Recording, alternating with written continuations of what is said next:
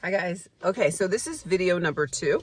I am making 4 videos and it is outside of Hobby Lobby. I'm about ready to get some holiday decor, but I needed to do this because I know you guys have been asking for it and it's been forever since I've made videos and I'm kind of out of practice. So this video is entitled Sacrifices that you're going to need to make when starting in the airline industry. Okay, so you got to remember your time is not your own in the airline industry, and everything is on seniority. Seniority is everything. And the most important thing is to remember that, because once you get a little bit seniority under your belt, you're not going to have to make as many sacrifices, because you can have a little bit more control over your schedule. Okay, things like missed family gatherings, things like that. The way to get around that is to just say, like, if your shift is around a family the same time as a wedding or something like that, you can talk to your coworkers and say, you know what, I have an important wedding to go to. Will you pick up part of my shift, or will you pick up my shift this week and I will pick up your shift next week? The great thing about it, there is a lot of flexibility. If you can't get it off, you can't get it off. But if you have a good relationship with your coworkers and you guys can work together, then you can kind of get around that. We used to always say at my other airline, teamwork makes the dream work. And we all work together. We never had to miss anything because we all worked together and we had a relationship with one another. And, you know, like, if I have so-and-so's back, I know that in the future they'll have my back. And if you have that kind of mentality, then you really don't have to do as many missing of your family gatherings, your kids' soccer games, all of that stuff. You guys can work together to make it work. But things like lack of sleep, that is so true. Like, when I had to do my 4 to 8 shift, the last time, actually the whole year pretty much, it was rough because I can't sleep at 8 o'clock. You know what I'm saying? I cannot go to sleep that early. So I ended up going to sleep sometimes at 10:30 at night and not getting a full amount of sleep. And so lack of sleep, or if you do a night shift and you have to work until 1:30 in the morning, and then you have to wake up in the morning to get your kids ready for school, or you have another job or something like that. So there is lack of sleep. There's a way to make it up, but just kind of make sure that you take care of yourself, because of the lack of sleep. You work weird hours. You might work early in the morning, late at night. You might work just long hours, especially when it comes to IROPS, irregular operations, different things like that. So that is a sacrifice that you're going to have to make. Just say you're not a normal 8 to 5 worker with, you work at a bank and you know that you get to leave at 5 o'clock p.m. No, not with an airline, especially when there's irregular operations and a flight cancels or delayed and you are stuck and you have to come and you have to stay over. We call them it's called diversions, when the planes from other stations have to come and land in your station. So that messes you up too. The thing is, my station is right in between like 5 or 6 airports. We are right next to so many airports that if they can't land in their airport, they have to land at ours. And sometimes we have to stay, and this is mostly for night shift. You have to stay, and then you have to deplane the people.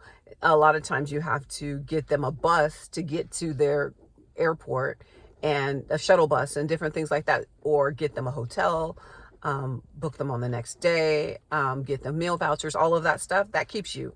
So sometimes you think you're leaving at just say 2 p.m. or whatever, and then you don't get to leave until 4 or 5 just because of the craziness that's going on. Working weekends, you're not a normal 9 to 5, Monday through Friday person. So you might have to work weekends. There's also just wear and tear on your body, especially in any of parts of this industry. If you are in flight, just having to go up and down with that pressure, being in the sky so long, or lugging your suitcases. For us, it's picking up bags and putting them on the conveyor belt, or standing on your feet. I mean, I'm very thankful that my airline allows us to have stools during the slower period, so that helps a lot. My other airline, when I was with American, there were no stools, so we stood the whole time, and my feet were always killing me. But I got good shoes and I ended up getting support. So, on my shoes. So that really helped a lot. And, right now my body is good. Thank you, Jesus. Exposure to the elements and loud noises, on the ramp and as a gate agent. I mean, even me as a gate agent, when I'm bringing in the jet bridge, it's loud. It's like this loud, like loud bell sound, or you're hearing the plane come in.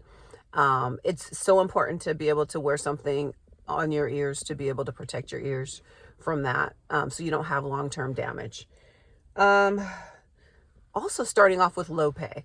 A lot of times, many people, this might not be their first career, and they're coming from the healthcare industry, they're coming from education, they're coming from finance, and they realize that they're starting with such low pay compared to what they're used to.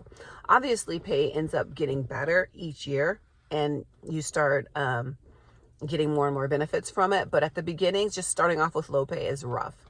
And especially if you don't have anything else to supplement your income, it's hard, and you kind of feel like you're in poverty, and it's almost like you don't have the money to be able to travel, stay in a nice hotel or a decent hotel and eat and all that, get a rental car. It's hard, and you start questioning, why am I in this industry if I can't travel? So it's always kind of important to be able to know that is one of the factors that might happen. Always remember that seniority is king. It gets better, but you're going to always get the leftover shifts, as I was saying before. You're not going to get the same shifts as the senior people that get to pick the Friday, Saturdays off, and they don't have to work at night and all that stuff, or they don't have to work early mornings and they get midday and all that kind of stuff. So that's the difference. And then dealing with angry passengers and people not understanding why the flight was delayed or different things like that, or blaming you why the flight was canceled and you have nothing to do with it, and all you are is the messenger. I don't really get upset about angry passengers. I'm just like, I don't know, for some reason it just doesn't affect me, and I just try to do my best to calm them down or to help them to get on another flight. But other than that, it really doesn't affect me. That's why people love ramp. They don't have to deal with customers, and they're less like, bags don't talk back. But the ramp comes with other things like, a lot of more physical things and a lot more dangers, where you have to be really careful of your surroundings, and you have to be safe, and you have to put your body in weird positions and different things like that. So you have to make sure that you are definitely taking care of yourself physically on the ramp, and as a gate agent, and as a flight attendant, as a pilot, and all those things. Hydrate. That's, I guess, the key as well, and stretch before your shift. And I think that is it for this video. I'm gonna do 2 more videos after this, and I will talk to you guys later. Thank you so much for watching. If you have any more questions, or if you have any comments or anything to add to this video, go ahead and put it in the comments below. Thank you so much. Bye.